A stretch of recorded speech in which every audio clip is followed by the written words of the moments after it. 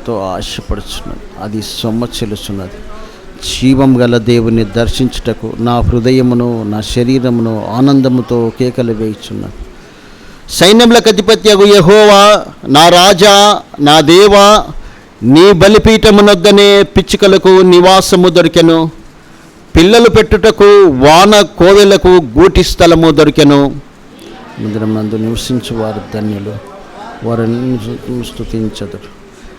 నీ వలన బలము నందు మనుషులు ధన్యులు, యాత్ర చేయు మార్గములు వారికి అతి ప్రియములు.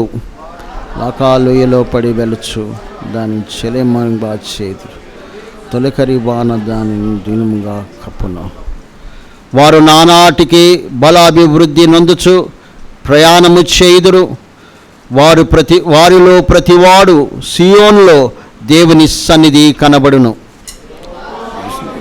దేవా నా ప్రార్థన యాకోబు దేవా చెవియకును. దేవా నా కేడెమును దృష్టించు. దేవా మా కేడెమా దృష్టించుము. నీవు అభిషేకించిన వాని ముఖమును లక్షింపుము. ఈ దినముల కంటే శ్రేష్టము నన్ను నివసించుట కంటే దేవుని మందిర ద్వారం. దేవుడైన యెహోవా సూర్యుడును కేడెంనై ఉన్నాడు. యెహోవా కృపయు ఘనతయు అనుగ్రహించును. యథార్థముగా ప్రవర్తించు వారికి ఆయన ఏ మేలును చేయక మానడు. యెహోవా చక్కని కీర్తన. మరి మనం పైన చూసిన హెడింగ్లో చూస్తే కోరాహు కుమారుల కీర్తన అని ఇది వ్రాయబడి ఉన్నది. ఈ కోరాహు కుమారులు, మరి కోరాహు సంతానము మరి ఏ రీతిగా నశించిందో మనకు చరిత్రలో మనము చూడొచ్చు. నా అనుదిన పట్టణంలో నేను సంఖ్యాకాండము నంబర్స్ చదువుతూ ఉన్నాను. దాంట్లో నిన్ననే చదివి ఉన్నాను. 16వ అధ్యాయంలో ఉంటుంది. ఈ కోరాహు కుమారులు అనేటి వాళ్ళు ఇంకా మరి రూబేనియలు కూడా, మరి ఈ 2 గోత్రముల వారు కొంతమంది 250 మంది ఈ కోరాహుతో సహా మరి మోషకు అహరోనుకు ఎదురు తిరిగింది.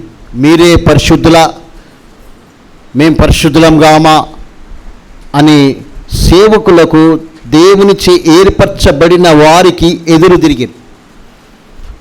ఆ యొక్క పరిణామం ఏమవుతుందంటే మరి దేవుడు వారిని చాలా మరి శిక్షిస్తాడు. వాళ్ళున్న ప్రాంతం అంతా వేరే వాళ్ళందరిని వెళ్ళిపోమంటారు. అప్పుడు ఆ కోరాహు సంతానం అనుకోని తర్వాత ఈ యొక్క మరి అభిరాము అని వాళ్ళ గుడారంలో పక్కకందరిని వెళ్ళిపోమంటారు. వెంటనే భూమి తెరుచుకొని వాళ్ళని మింగివేస్తుంది దేవుని యొక్క కోపంకు ఆ రీతిగా. కానీ ఈ యొక్క కోరాహు కుమారులలో కొంతమంది కుమారులు కొంత బ్రతికిన్నారని ఉన్నది. దినవృత్తాంతంలో మనం చూడగలుగుతాం. ఇప్పుడు సమయం లేదు కాబట్టి ఇంటికి వెళ్ళి అది చూడండి, ఎక్సర్సైజ్ తీసుకునండి. దినవృత్తాంతంలో వాళ్ళ కుమారులు బ్రతికి ఉన్నారని. ఆ కుమారులు అనేటోళ్ళు శపితమైన తన తండ్రి సంతానం నుంచి వచ్చిన కుమారులు ఇంత గంభీరమైన కీర్తనను వాళ్ళు వ్రాయగలిగి ఉన్నారు. దావీదు కాలంలో వీళ్ళకు ఒక ప్రత్యేకమైన స్థానం వాళ్ళకు మందిరంలో దొరికింది. ప్రతిగానములు చేయడానికి తమ యొక్క వాయిద్యములు వాయించడానికి దేవుడికి వారికి ఒక మంచి తరుణమును అక్కడ ఇచ్చున్నాడు. ఆ సందర్భంలో ఈ కోరాహు కుమారులు ఈ యొక్క 42వ కీర్తనను కానీ ఈ యొక్క 84వ కీర్తనను కానీ వాళ్ళు రాసిన్నారు. దేవుని మందిరం అంటే ఎంతగా వాళ్ళకు ఉన్నదో ఏ రీతిగా సంభవిస్తారో చూడండి.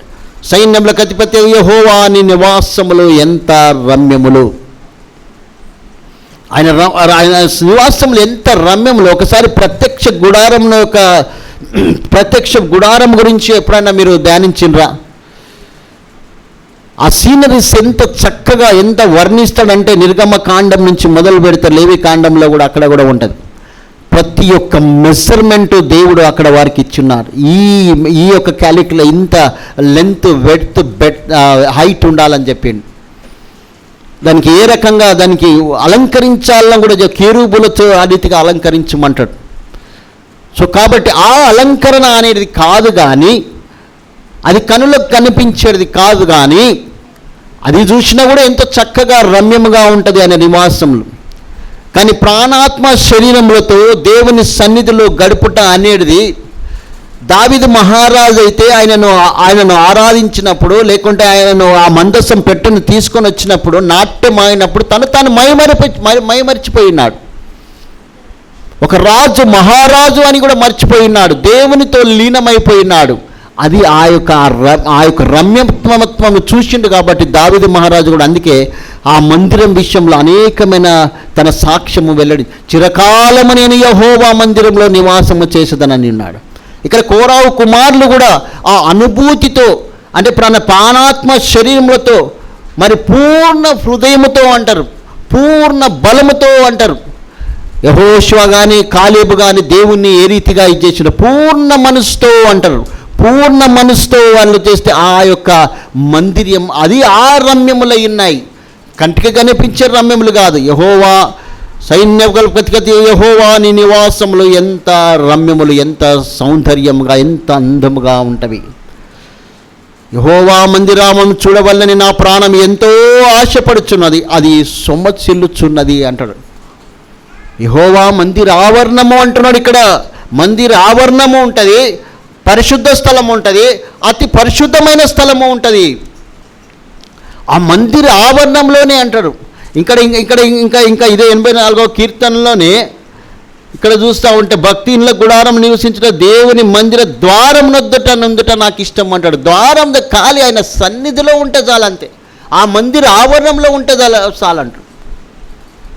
సో అనుభూతిని వాళ్ళు పొంది ఉన్నారు. నా ప్రాణం ఎంతో ఆశపడుతున్నది, ఎంతో ఎంతో ఎంతో అంటే అది మరి అన్లిమిటెడ్ అయి ఉన్నది, ఎంతో ఆశపడుతున్నది. ఆ దుప్పి నీటి వాగుల కొరకు ఆశపడుతున్నట్టు అన్నట్టు కూడా ఈ కోరాహు కుమారులే రాసి ఉన్నారు. సో కాబట్టి ఆ దుప్పి నీటి, ఇప్పుడు ఆ ఎండాకాలంలో ఎవరికైనా ఒక దాహమైనప్పుడు నీళ్ళు ఇస్తే ఎంత ఆనందిస్తారో, ఆ రీతిగా ఆ యొక్క దాహము అనేది, ఆ తృష్ణ అనేది ఈ కోరాహు కుమారులకు ఉన్నట్టు మనము చూడగలుగుతాం. మరి ఆశపడుచున్నది, అది సొమ్మసిల్లుచున్నది అంటున్నాడు. ఫెయింట్ అయిపోతున్నాడు అన్నట్టు. దేవుని మందిరంకి ఎప్పుడు వెళ్ళిపోవాలి, ఎన్ని ఆటంకాలు వచ్చినా ఏదొచ్చినా కూడా నేను ఎప్పుడు చెప్తా ఉంటాను, మనం సాటర్డే నుంచి ప్రిపేర్ అయితే దేవుని సన్నిధికి అర్లీగా మనం రాగలుగుతూ ఉంటాం. ఎన్ని గంటలకు వచ్చినా లేట్ వస్తూ ఉంటాం, 10 గంటలకైనా కూడా లేట్ వస్తుంది. దీనికి కారణం ఏంది? ఈ కోరాహు కుమారులకున్న యొక్క ఆశ, ఆ తృష్ణ, ఆ ప్రాణము, ఆ యొక్క సొమ్మసిల్లుత అనేది మనకు లేదు కాబట్టి మనము కొంచెము నిర్లక్ష్యముగా దేవుని సన్నిధికి వస్తూ ఉంటాం. సో కాబట్టి ప్రభునందు యెహోవా నా ప్రాణము ఎంతో ఆశపడుచున్నది, అది సొమ్మసిల్లు, జీవము గల దేవుని దర్శించుటకు అంటున్నాడు. జీవము గల దేవుడైనా, ఆయన జీవమున్నది, అయినా మాట్లాడే దేవుడైనా అబ్రహాముతో మాట్లాడండి, ఇస్సాకుతో మాట్లాడండు, యాకోబుతో మాట్లాడండు, ఇశ్రాయేలు జనాంగం నడిపిస్తున్నాడు. ఇప్పుడు కూడా మన మధ్యలో ఉన్నారు వాళ్ళు. ప్రపంచమంతా ఒక సైడు, వాళ్ళంతా ఒక సైడు. ప్రపంచమంతా శాంతి శాంతి అంటారు, యుద్ధం చేయొద్దంటారు, వాళ్ళు యుద్ధం చేస్తూ ఉంటారు, ఎవరిని లెక్క చేయరు. అంతే. ఆ ధైర్యం ఎక్కడిది? ఆ జీవము గల దేవుడు. అదే రీతి ఆయన సైన్యములకు అధిపత్యగు యెహోవా అని ఇక్కడ సంభవిస్తూ ఉన్నారు. సైన్య లోకమంతా ఒక సైడున్నా కూడా దేవుని సైన్యము అనేది ఒక సైడ్ ఉంటే చాలు. సో కాబట్టి ప్రభునందు పిల్లల, మరి వాళ్ళ అబ్రహాం ఇస్సాకుతో మాట్లాడిన దేవుడు ఇప్పుడు కూడా సజీవుడైన దేవుడై ఉన్నాడు.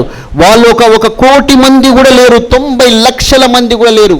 ఆ 90 లక్షలు కూడా కొంతమంది ముస్లిమ్స్ ఉన్నారు, కొంతమంది యూదులు ఉన్నారు, అదే రీతిగా క్రిస్టియన్స్ అనేది 3 తెగల వాళ్ళుగా ఉన్నారు. ఆ చిన్న దేశంలో ఈరోజు 40 కోట్ల మంది అక్కడ ముస్లిమ్స్ కంట్రీస్, అరబ్ కంట్రీస్ అనేది ఆవరించి, ఇరాన్, ఇరాక్ అనేది అన్ని కంట్రీస్ ఆవరించి ఉన్నాయి. 1 కోటి ఎక్కడ, 40 కోట్లు ఎక్కడ? ఈ నిష్పత్తి ఎక్కడ? ఈ ప్రపోర్షన్ ఏ రీతిగా ఇచ్చేయగలుగుతాం? కానీ ఇప్పుడు కూడా సైన్యములకు అధిపతి యెహోవా తాను ఆ యొక్క ఇశ్రాయేలు దేశంను కాపాడుతున్నాడు. ఈరోజు కూడా సజీవంగా మనము సాక్ష్యము, మనము యూట్యూబ్లో కానీ ఏదో పిచ్చి పిచ్చి వాటిని చూడకుండా ఇటువంటి చూస్తూ ఉంటే మన దేవుడు జీవం గల దేవుడని మనం గ్రహించు. జీవం గల దేవుని దర్శించుటకు నా హృదయము నన్ను ఆరాధించేవారు ఆత్మతోను సత్యముతో, పూర్ణ హృదయంతో, పూర్ణ మనసుతో, పూర్ణ ఆత్మతో అంటున్నాడు ఇక్కడ. నా హృదయము, నా శరీరమును ఆనందముతో కేకలు వేయిచున్నది అంటున్నాడు. మైమర్చినప్పుడే కొంతమంది మరి లీడర్స్ కానీ వాళ్ళు కానీ మన ఫేవరెట్ లీడర్స్ కానీ ఉంటే కేకలు వేస్తూ ఉంటారు, విజిల్ వేస్తూ ఉంటారు, డ్యాన్స్ చేస్తూ ఉంటారు, వాళ్ళని మర్చిపోతారు అంటారు. మన దేవుని విషయంలో కూడా ఆ రీతిగా కేకలు వేస్తున్నామా? సో కాబట్టి నా జీవం గల దేవుని దర్శించుటకు నా హృదయమును నా శరీరమును ఆనందముతో, ఒక్కొక్క మాట చూడండి ఇక్కడ, ఆనందముతో దేవుని మందిరంకి వచ్చేటప్పుడు ఆనందము ఉన్నదా, సంతోషం ఉన్నదా? నా దేవుని మందిరంకి వెళ్తున్నాను, ఈ 4 గోడలు కాదు, రేకులతో కప్పబడి ఉన్నది కాదు, జీవం గల దేవుని సన్నిధికి వెళ్తున్నాని ఆనందము మనకున్నదా అని ఒకసారి మనం పరీక్షించుకుందాం. 3వ వచనం, సైన్యములకు అధిపతి యెహోవా నా రాజా నా దేవా. రాజు ఆయననే, రాజులకు రాజు, ప్రభులకు ప్రభువు ఆయననే. ఆయనను ఎవ్వరు నియమించలేదు, తనకు తానే రాజు ఆయన, అంతే. సొలొమోను మహారాజును, దావీదు మహారాజును దేవుడు వాళ్ళను అభిషేకించున్నాడు.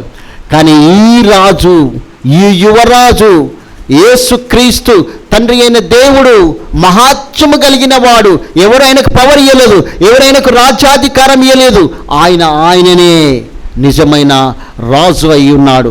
సైన్యములకు అధిపతి యెహోవా నా రాజా నా దేవా. నీ బలిపీఠమునొద్దనే పిచ్చుకలకు నివాసము దొరికెను, పిల్లలు పెట్టుటకు వాన కోవిలకు గూటి స్థలము అది దొరికెను. పిచ్చుకల కంటే మీరు శ్రేష్ఠులు కారా అంటున్నాడు. వాటికే ఆ బలిపీఠం దగ్గర స్థానం ఉన్నప్పుడు పిచ్చుకల కంటే మీరు శ్రేష్ఠులు కారా అని మత్తయి సువార్త 6వ అధ్యాయంలో మనం ఉంటున్నాం. మనం ఇంతగా శ్రేష్ఠత, ఆయన బలిపీఠం దగ్గర ఎల్లప్పుడూ ఉండుటకు నివాసము, ఆయన దగ్గరనే నివాసం, ఆయన దగ్గరనే సంతోషము సమాధానము గలదు. ఈ లోకం మనకి ఎవరు ఇవ్వగలరు? మనలో ఎక్కడ మనకు దొరకగలదు? సో కాబట్టి ప్రభునందు ప్రియులారా, మరి ఈ రీతిగా ఆయన నీ బలిపీఠమునొద్దనే పిచ్చుకలకు నివాసము దొరికెను, పిల్లలు పెట్టుటకు వానకోవులకు గూటి స్థలము దొరికెను. నీ మందిరమున నివసించువారు ధన్యులు, వారు నిత్యము నిన్ను స్తుతించెదరు. నీ వలన బలమునందు మనుషులు ధన్యులు, యాత్ర చేయు మార్గములు వారికి అతి ప్రియములు. నీ మందిరమందు నివసించువారు ధన్యులు.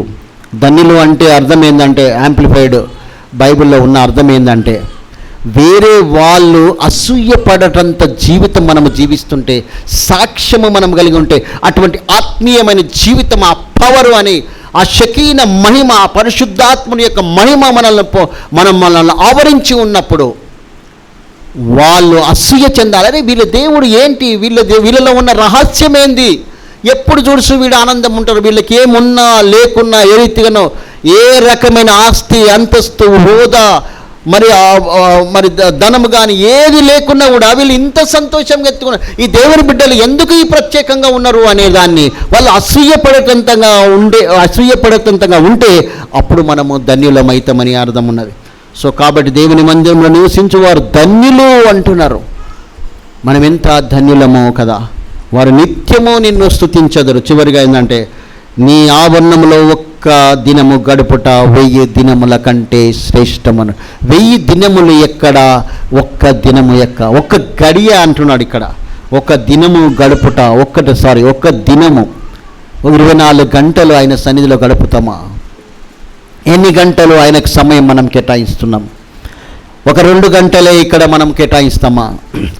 మన మనకున్న ఇతర సమయంలో ఎంతగా ఆయనతో గడుపుతూ ఉన్నాం? ఈ కోరాహు కుమారులైతే ఒక్క దినము గడుపుట 1000 దినములతో సమానం అంటున్నారు.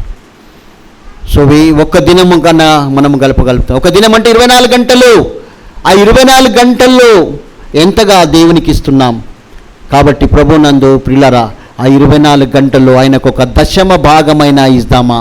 2.5 గంటలైనా ఆయనకి ఇస్తే ఈ రీతిగా కోరహు కుమారులతో మనం కూడా కలిసి ఆయన మందిర ఆవరణమును బట్టి ఆనందించగలము, సంతోషించగలము, గంతులు వేయగలము, సొమసిల్లగలము, కేకలు వేయగలము. ఆయన మందిరం అంటే ఎంతగానో సంతోషం, గంతులు వేస్తూ ఆయన సన్నిధికి మనం రాగలుగుతాం.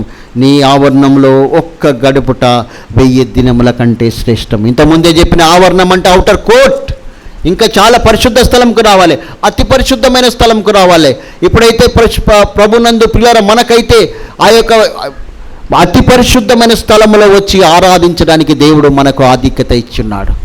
ఈ తరుణము ఇశ్రాయేలులకు యాజకులకు లేకుండే ప్రధాన యాజకుడు సంవత్సరంకు ఒక్కసారి తన నిమిత్తము ప్రజల నిమిత్తం పాప ప్రాయశ్చిత్తం కొరకు సంవత్సరంకి ఒక్కసారి పరిశుద్ధ యొక్క ఆలయమునకు వచ్చే తరుణము వాళ్ళకుండే. అక్కడ కూడా చాలా భయముతో భక్తితో రావాలనంతే. ఏమాత్రం అపవిత్రత అయితే అక్కడనే చనిపోతే తాడు కట్టుకొని వెళ్ళాలి ప్రధాన యాజకుడు, ఆ తాడుతోని గుంజేయాలి అంతే. అంత అతి పరిశుద్ధమైన స్థలంకు ఇప్పుడు మనకు దేవుడు ఎంత ఆధిక్యత ఇచ్చిండో చూడండి. హెబ్రీయులకు రాసిన పత్రిక 4వ అధ్యాయం ఆఖరి వచనం ఎవరైనా ఒకరు చదవండి. నూతన నిబంధన అయిన వారికి దేవుడిచ్చిన ఆధిక్యత ఎంత శ్రేష్టమైనది. 16వ వచనం, హెబ్రీయులకు రాసిన పత్రిక 4వ అధ్యాయం 16వ వచనం. దేవుడు మనకిచ్చిన ఆధిక్యత ఎంత గొప్పదో చూడండి. గనుక మనము కనికరింపబడి సమయోచితమైన సహాయము కొరకు కృపమొందునట్లు ధైర్యముతో కృపాసనం నొద్దకు చేరుదము. కృపాసనము కరుణాపీఠము ఉంటుంది అక్కడ. మందసంలో కేరూబుల మధ్య మందసం పెట్టె ఉంటుంది, పెట్టె మీద మరి కరుణాపీఠం ఉంటుంది. కరుణాపీఠం ఆ కేరూబులు ఒకదాని ముఖం ఒకటి చూసుకొని ఉంటాయి. ఆ కృపాసనం వద్దకు రావడానికి దేవుడు నీకు నాకు ఇచ్చిన ఆధిక్యత ఎంత గొప్పదో శ్రేష్టమైనదో. కాబట్టి ఆ అతి పరిశుద్ధమైన స్థలమునకు డైలీ మనం ఆయన మోకాళ్ళ మీద ఉంది ఆయన స్తుతించడానికి, ఆయన ఆరాధించడానికి, ఆయన గణపరచడానికి, ఆయన కలుసుకోవడానికి, ఆయనతో మాట్లాడడానికి, నీ బాధలు నీ కష్టములు అన్నీ చెప్పుకోవడానికి దేవుడు ఎంత గొప్ప భాగ్యం ఇచ్చిండో చూడండి. ఆ తరుణమును మనం ఎంతగా సద్వినియోగపరుచుకుంటున్నామో ఒకసారి మనల్ని మనము పరీక్షించుకుందాం. కోరావు కుమారులైతే నీ ఆవరణంలో ఒక్క దినము గడుపుట 1000 దినముల కంటే శ్రేష్టమని మనం కూడా అనగలుగుతామా? సో ఒకసారి మరి మనల్ని మనము పరీక్షించుకొని దేవునికి ఆరాధించడానికి పూనుకుందాం. 11వ వచనం, దేవుడైన యెహోవా సూర్యుడును కేడెమునై ఉన్నాడు. యెహోవా కృపయు ఘనతయు అనుగ్రహించును. యథార్థంగా ప్రవర్తించు వారికి ఆయన ఏ మేలును చేయక మనడు. తప్పకుండా చేసే దేవుడైన ఆయన సూర్యుడై ఉన్నాడు, నీతి సూర్యుడై ఉన్నాడు. ఆయన రెక్కల చాటున మనకు స్వస్థత కలగదు. ఎందుకంటే సూర్యరశ్మి ఒకవేళ లేకపోతే, సూర్యుడే లేకపోతే మనం అనేకమైన తెగుళ్ళు మనల్ని ఆవరించి వస్తుంది. సూర్యుడే లేకపోతే మనకు ఆహారం అనేది ఉండదు. సూర్యుడే లేకపోతే మనకు జీవం అనేది ఉండదు. పంటలే ఉండవు మనకు సూర్యుడు లేకపోతే. ఆయన నా యెహోవా దేవుడైన యెహోవా సూర్యుడును కేడెమునై ఉన్నాడు. ఆయన మనల్ని కాపాడేవాడు, వెనుక ముందు మనల్ని కాపాడేవాడు. యెహోవా కృపయు ఘనతయు అనుగ్రహించును. యథార్థంగా ప్రవర్తించు వారికి ఆయన ఏ మేలును చేయక మానడు. కాబట్టి సైన్యములకు అధిపతి యెహోవాని యందు నమ్మకించువారు ధన్యులు అంటున్నారు. ఆయన యందు నమ్మకమించువారు ధన్యులు, ఆయన నివాసంలో ఉండువారు ధన్యులు. అటువంటి గొప్ప ధన్యత దేవుడు మనకు అనుగ్రహించున్నాడు. కాబట్టి ఆ సైన్యములకు అధిపతి దేవుని, ఆ జీవాధిపతిమైన దేవుడు, ఎప్పుడు కూడా జీవం కలిగిన దేవుడు, ఎప్పుడు మనతో మాట్లాడడానికి ఇష్టపడే దేవుడు, మన యొక్క హృదయంలో నివసించడానికి ఇష్టపడిన దేవుడు. సో కాబట్టి ఆ దేవాది దేవుణ్ణి మనం ఆరాధిస్తాం, ఘనపరుద్దాం, మహిమపరుద్దాం. ప్రేరేపింపబడిన వారు ఒకరి తర్వాత ఒకరం